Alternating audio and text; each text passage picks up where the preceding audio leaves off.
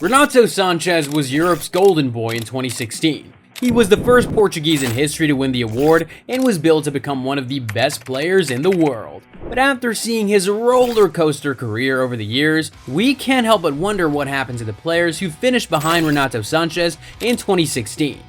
Coming in at number 9 is Kelechi Iheanacho. The Nigerian ended the 2015 and 16 season with 8 Premier League goals and 14 in all competitions, plus 5 assists in 35 appearances.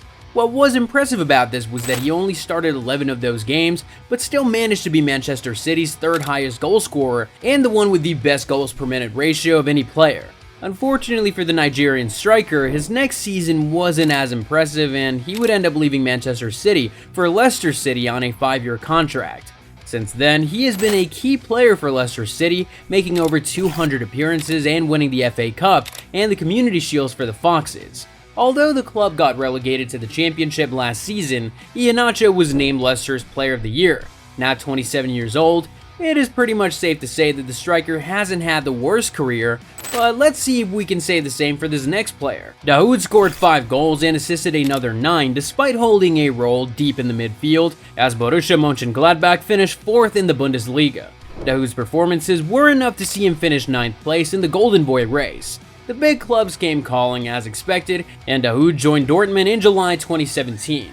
Unfortunately for the Syrian-born midfielder, he never really got going at Dortmund. Stiff competition in the midfield, injuries, and lack of consistency saw him not being able to realize his full potential. He didn't manage to win the DFB Pokal Cup during the 2020 and 21 season with Dortmund, and then earned 2 caps for Germany, playing both games in 2020.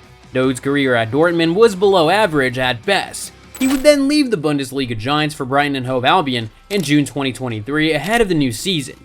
But by February 2024, the 28-year-old would be sent back to Germany on loan at VfB Stuttgart for the remainder of the season. We can only hope that Dahoud is able to rejuvenate his career at this point. Leroy Sané was one of the most exciting young talents in football back in 2016 while he was with Schalke 04. At the age of 19, he had already been called up to the German national team and was hailed as Germany's next big thing. Gems to have come out of the German football talent conveyor belt. Sané caught the eye of Pep Guardiola thanks to his magnetic feet, mazy dribbles, and quite ambitious style of play. Sané joined Manchester City in 2016. After a limited debut season, the German picked off the following season with a lot more involvement as City won consecutive league titles. He won the PFA Young Player of the Year for the 2017 and 18 season and reached double figures for goals. After struggling with injuries for some time, Sané joined Bayern Munich in July 2020, and in his 4 seasons with the Bavarians so far, Sané hasn't been bad at all. After joining Real Madrid for the preseason, Marco Asensio was loaned to Espanyol for the 2015 and 2016 season, which he ended with 12 assists and 4 goals. Upon returning to Madrid, he was ahead of Isco and Zidane's team and was called up to the Spanish national team in 2016. Asensio remained with Madrid until June 2023, and although he did win countless trophies including the Champions League and La Liga multiple times, featuring in many games, the Spaniard was however not satisfied with his role in the team. He wanted prominence as well as a higher salary. Asensio opted not to renew his contract and left Madrid as a free agent for Paris Saint-Germain. Before his injury, Asensio showed that he could thrive in a more central role for Paris Saint-Germain, and he'll be looking to replicate his early season performances all year. Donnarumma burst onto the scene during the 2015 and 2016 campaign. Starting the season as the 3rd-choice goalkeeper, Donnarumma made the most of his opportunities and was able to replace Diego Lopez as the 1st-choice goalkeeper for Milan. For the next 5 years, he would become an established goalkeeper, winning numerous awards as the best goalkeeper in the Italian league. Fast forward to 2021, and AC Milan's management made desperate attempts to extend his contract, but couldn't meet his wage demands. Donnarumma would eventually leave the club for PSG. His performances weren't bad in the first 2 seasons at the French capital, but Donnarumma's 2023 and 24 season has been below average at best. His form was dreadful towards the end of last year, but the goalkeeper has put some pep in his step this year. But how are things looking with this next player? Ousmane Dembele made a splash while playing for Rennes after scoring a Ligue 1 hat-trick in a 4-1 victory over Nantes as an 18-year-old. Already being compared to Cristiano Ronaldo, Borussia Dortmund signed the Frenchman in May 2016. He impressed the following season and was named on the Bundesliga Team of the Season and awarded the league's Rookie of the Season award. It looked like he was living up to the hype, which is why Barcelona was willing to spend 105 million euros, plus a reported 40 million euro add-ons for him the following season.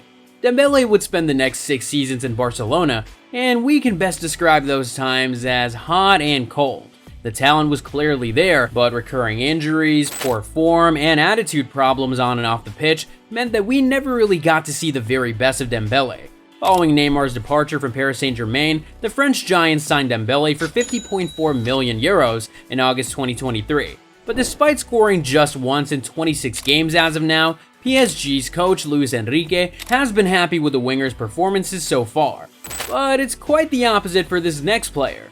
From being the poster boy of the MK Dons team that destroyed Manchester United to being the future of England's football team within a year, Dele Alli's trajectory was quite the fairy tale. Being the driving force behind Spurs' title tilt a few seasons ago saw Alli being voted as the PFA Young Player of the Year. Alli's 2016 and 2017 season was his best ever at Tottenham, as the English midfielder scored 22 goals in 50 appearances and made many more vital goal contributions.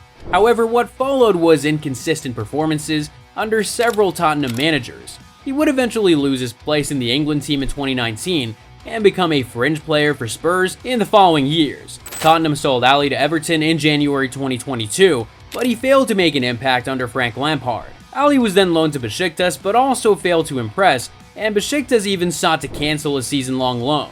Having faded into oblivion, we can't help but ask ourselves, what actually happened to Dele Alli? Only a few footballers can boast of playing for Paris Saint-Germain, Juventus, and Bayern Munich, all before turning 20, but Kingsley Coman did it. One of the fastest players in the sport, Coman had already been runner-up to compatriot Anthony Martial of Manchester United for the 2015 Golden Boy. On loan to Bayern Munich from Juventus, the Bavarians exercised their option to buy the technically gifted winger in April 2017. After initially starting out as a fringe player, Coman slowly grew into more prominent fixtures, and although multiple injuries did delay his progress at times, he is now one of the key players at Bayern. Apart from winning close to 20 trophies with Bayern, Coman has an enviable record of having won a league title each and every season since becoming a professional footballer. Try beating that if you can. But who finished as runner-up to Renato Sanches? The 2015 and 2016 campaign was Rashford's debut season at Manchester United, a season that saw him finish as runner-up to Renato Sanches on the 2016 Golden Boy list. A product of the Red Devils Academy, Rashford was thrown into a struggling team at such a young age with a lot of expectations on him. Now in his 9th season with the club, with over 120 goals in almost 400 appearances in all competitions, you can't really hold Rashford's feet to the fire. Despite injuries and a lot of scrutiny at times, the 26-year-old remains as one of United's best players on his day. Rashford has also been a constant presence for the Three Lions, with 17 goals in 59 appearances for the national team. Doesn't sound too bad. To think Renato Sanches finished above all these players in 2016 is mind-blowing. Seeing how their career trajectories have played out almost 8 years after, which of these players surprised you the most?